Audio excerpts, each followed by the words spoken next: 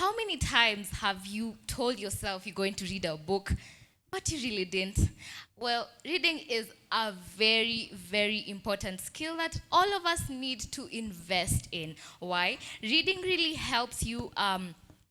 It improves your capacity to learn new stuff. It improves your vocabulary, and well, you'd want to go to someone and just tell them of your amazing vocabulary and let them know.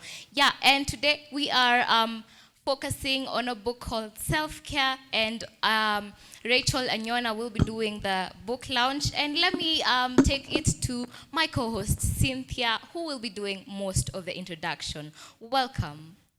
I am really excited at this chance to ask Rachael a few questions about just the journey of writing this book and to understand what we expect from this book. So first of all, you really look beautiful, Rachael. Thank you. And congratulations for writing this book, because self-care, just thinking about self-care, I think a majority of us would agree that we understand self-care as a concept or in theory. And just going through this book, we would get that it's more about practice, and that you want us to understand how we can integrate self-care into our daily lives. So even just before I get into that, I would want to ask you this question. Not so many people wake up and want to write a book. So how did you come here, or how did you arrive at the journey of deciding that I want to write a book and I want to call it The Concept of Self-Care? And again, thank you for that, for coming, and for the good question. Well, can I start by introducing myself? My name is Rachael Anyona. I am a counseling psychologist here in Nakuru, and a mother, and all the time I love introducing myself as a wife. And this journey has not been easy, but I have been looking forward. I am a reader. I read a lot. I read a lot of books, and it's been my dream that one day, a time like this, or maybe in God's own timing, I'll have a book. I didn't know the topic. I didn't have an idea of what the book will be called, but I knew I'll write a book. That one I was so sure about. And I started this journey some years back. It's been quite some time now. But it got so serious when I was on maternity leave, because I had so much time to read and put concepts together. And then that's how I started my putting down of the wordings. And I just wrote, maybe when it was midway is when I thought this book is best called The Concept of Self-Care. Not necessarily when I was giving birth to it, but in the long way, I noticed there was a gap that I needed to fill, and here we are. Yes. Indeed, here we are. And I was just going through the book, and especially in the introduction part, you mentioned how you had this meeting with men, young men, and then also you had a meeting with women who are married, just to hear their different views of how they interpret self-care. And something that you mentioned is how the different variations in how each group interprets self-care. And so my question to you is, do you think there's one way of defining self-care, or do you think there are different ways that we can all define self-care and see how we can be able to inculcate that into our lives? In my opinion, self-care is varied. It's very relative from one person to the other. And even self-care activities will really vary. Like you can be having your own self-care in your own way, and there is someone else who's doing their own way, but they're doing the right thing. There's no a procedure of doing this.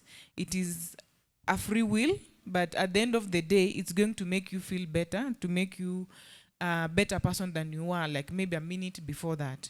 So there is no specific way of handling self-care or of defining it. It is very, very personal, but that withstanding, again, there is still average ways that people can use or integrate in their lives for having a beautiful or a self-care activity. Yes. Okay. So I would be really interested to know, your interpretation of self-care. How do you practice self-care? What are some of the ways that you as Rachel practice self-care, so that we can see whether we can be able to copy some of that for ourselves? Well, I wouldn't encourage anyone to copy me. I might not be a very good role model, but I love working out. And why I would say I wouldn't be a good role model is because I fail. I am not a routine person. So sometimes I'm working out, sometimes I fell off, then I go back. But that doesn't mean it's not working. It still works. I love me a lot. So I also do me as a form of self-care. I also do self-care in you realize at the back of my book there are various ways you can do self-care. There is physical, emotional, psychological, and spiritual. And so I also invest in spiritual, and I connect with the higher power. I invest so much in reading spiritual content also as a form of self-care for me and understanding who I am better. I also take myself out. I'm this person who can take myself for a meal. I don't need to wait to be taken out. I love myself so much, basically. I just love myself, I think, a little bit too much, and I'm loving that. I think it shows. Yeah, I really like that you've mentioned we can also practice self-care even in our own spiritual lives. And I think for the longest time, my interpretation of self-care, I love to travel a lot. And so, you know, when I'm told you have to do things you love, it can be a bit expensive. So are there affordable ways that, is self-care first of all for rich people only? Or are there ways that we can be able to do self-care with the resources that are available or within our means? Yes, absolutely. If you want to enjoy self-care, please don't copy those people. Like, you'll see people in Mombasa, people in Dubai, people are going spaces to have fun, maybe as a family. There are people who go even as a family, which is a very good, and I really, really encourage that. But it should not be you are doing that because everyone else is doing. Just run in your lane. Like, trips can be very expensive, but there are some trips that can be very affordable as well. So you just choose or mainstream what you can afford. For instance, you can choose a nature walk. That's not something you need to pay. You can choose aquatherapy. You can still use water and you are having your fun. You can choose self-care in terms of like let's say spirituality. It can still be self-care, but it doesn't cost you anything. Maybe investing in basic like spiritual material, or maybe like for me it's the Bible or worship. And there are people like the book has many other things, because this book is supposed to support that person from the grassroots level, to help them maintain mental sanity without using a therapist. Like, there is grass therapy, there is nature therapy, there is music and dance. I think everyone in this room has had a chance to have their playlist and just dance to it. So whatever it is that you are doing, just choose so that you don't strain, especially financially, considering that you are living in very, very difficult times. So it is good to just focus on yourself and what works for you and your affordability. If you can afford flying out, good for you. But again, if you can't, just live your life according to your standards. Yes. Yeah. Thanks for that. And another question I have for you. I was going through this book, and I noticed there's a lot of diagrams. You've given us a self-care checklist. There are case studies, which I think really makes this book simple for anybody who gets to read it. So why did you feel it was important for you to include such very practical ways of us really getting in touch and really understanding, using those different means that you were able to apply in this book? Yeah, for the diagrams, I really wanted people to gain routine. I'm a behavioral scientist, and if you want to gain behavior change, there has to be ways to do it. And that's why I thought it is very important we jumpstart this thing from this book. So this is a way of life that will start maybe after reading the book or in the course of reading the book. Number 2, in case studies, I am a practicing psychologist, and most of these case studies are from my work. So there are things that I relate with. Like I have gone through a session, I have helped a client through a session, and I feel like maybe they neglected themselves, and I thought maybe that could be a very good case study to use for people to interpret, to understand what really self-care is, so that they have a better understanding of all this. So I really wanted to make this book as simple as possible and as short as, I didn't want a big book because most people don't read big books. People want to read and finish and go do other things. So that is the essence of diagrams and case studies. That's really true. They say if you want to hide information from an African or a Kenyan, put it in a book. They won't be able to find it.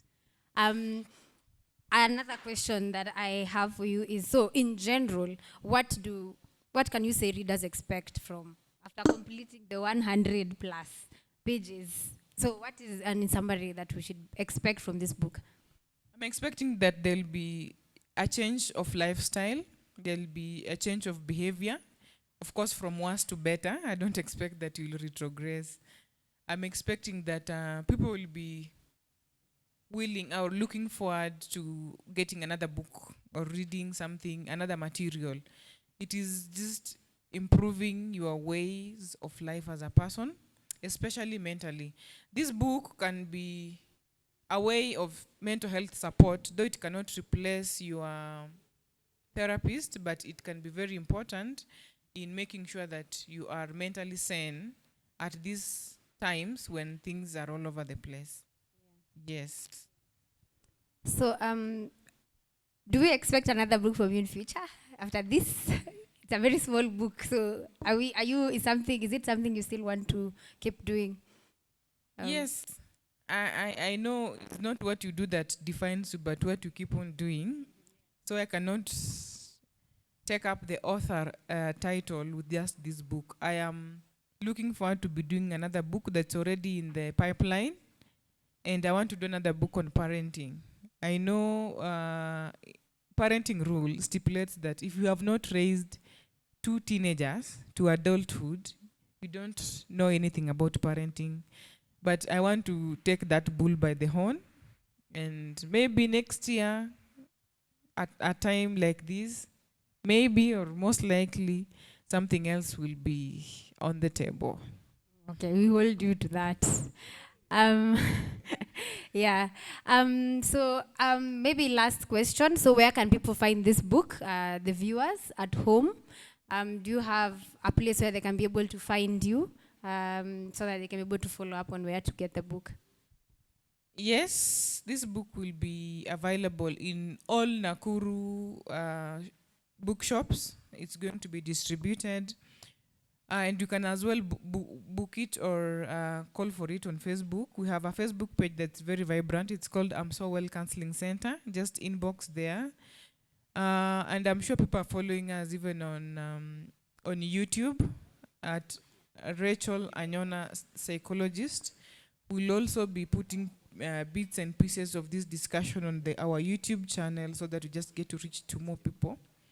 And on our email, because there is an email address for the organization, sowellcounselingfarm@gmail.com. You can as well order your book and you'll get it parceled to wherever you are. So feel free. Thank you very much, Rachael. Any last words before I invite, I take it back to Mercy from Truth TV? I just want to encourage Kenyans that reading is beautiful and it's what brings the beauty actually out of the darkest of areas. So just keep on reading, keep on learning. It's a process that can never come to an end, and this thing it's supposed to be embraced. Let it be a routine, let it be a lifestyle, let's be readers, let's enhance knowledge and skills on the things that we are doing, and even be better people in future and support each one of us. Thank you very much, Rachael, and congratulations. Back to you, Mercy. Thank you. Thank you so much. It has been an amazing, amazing interview, hasn't it, guys? It has. Can we give a clap to this, guys? for the wonderful, wonderful work. I love that Rachel has made it a concept of self-care, and the fact that she has mentioned that mental health is actually should be made a priority to you guys. And as you have heard, self-care is very personal, and it doesn't matter whether Cynthia loves going for trips, right, Cynthia? And Rachel loves spiritual things about when it comes to self-care. It is very personal and varies from one person to another. Allow me to take it to the MC who will be leading us to the next activities. Thank you, Mercy Protas.